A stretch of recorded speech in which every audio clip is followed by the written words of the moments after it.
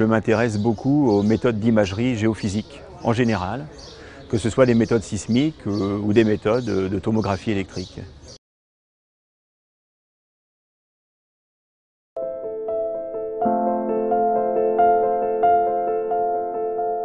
À l'époque, il a découvert la façon d'utiliser les courants électriques naturels ou artificiels que l'on peut faire circuler dans la Terre pour déterminer la structure des couches géologiques.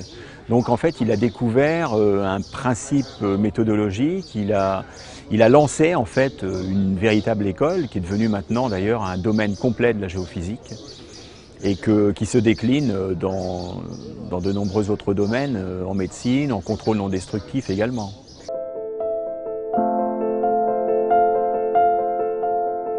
Alors ça s'explique par le fait qu'on peut faire de la tomographie électrique du corps humain, c'est-à-dire que le corps humain a une activité électrique, on le sait depuis longtemps, on se fait faire des électrocardiogrammes, des électroencéphalogrammes, donc le corps humain lui-même produit des champs électriques, des courants électriques, qui peuvent déjà en soi être utilisés pour localiser par exemple les zones épileptogènes dans le cerveau ou pour étudier le fonctionnement du cœur.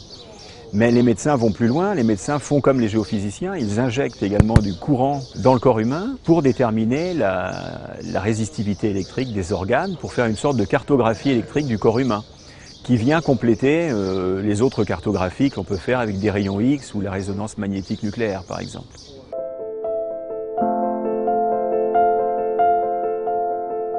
Personnellement, quand j'ai contacté les collègues du domaine médical, j'ai toujours été très bien accueilli et on a pu communiquer pratiquement immédiatement parce qu'en fait, on parle le même langage, on a les mêmes équations, on a les mêmes, pas exactement les mêmes appareillages, mais en tout cas les mêmes principes physiques qui sont à la base des appareils.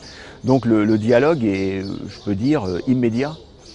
Et ensuite, pour nous géophysiciens, travailler avec ces collègues-là est très intéressant parce que les problèmes qu'ils abordent sont un peu différents des nôtres et nous donnent des idées d'évolution de nos propres méthodes.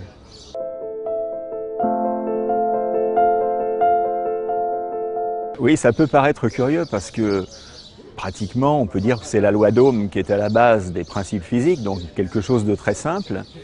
Mais la méthode évolue sans cesse et c'est vrai que ça m'étonne également. Elle évolue grâce à la fois à des progrès techniques.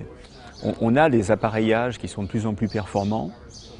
On a également les ordinateurs qui permettent de faire des modélisations de plus en plus complètes et donc qui ouvrent des perspectives d'application.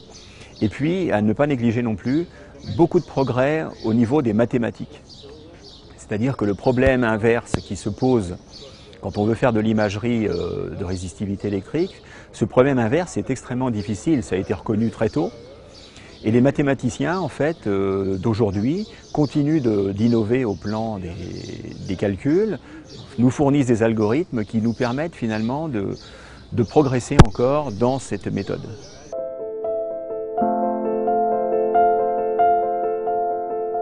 À mon avis, il y en a quand même plusieurs.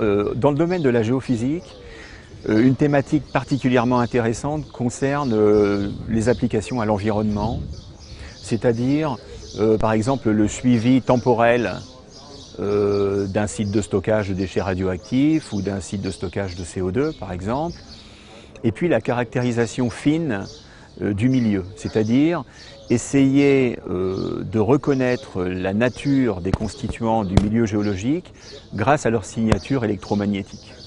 Alors, de nombreux travaux sont faits depuis pas mal d'années dans ce domaine, mais je pense qu'on n'est pas encore arrivé au bout des choses et qu'il y a vraiment encore énormément à découvrir et à faire.